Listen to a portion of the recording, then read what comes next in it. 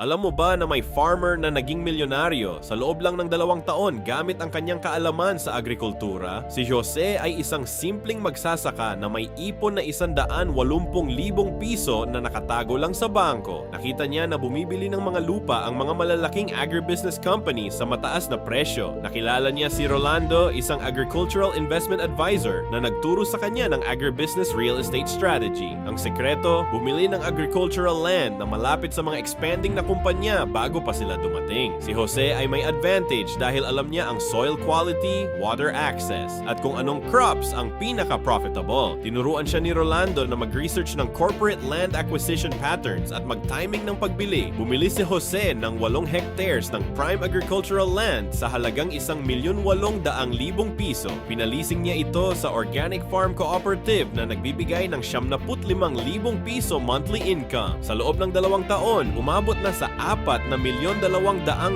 piso ang halaga ng lupa niya. Follow for more investment videos like this.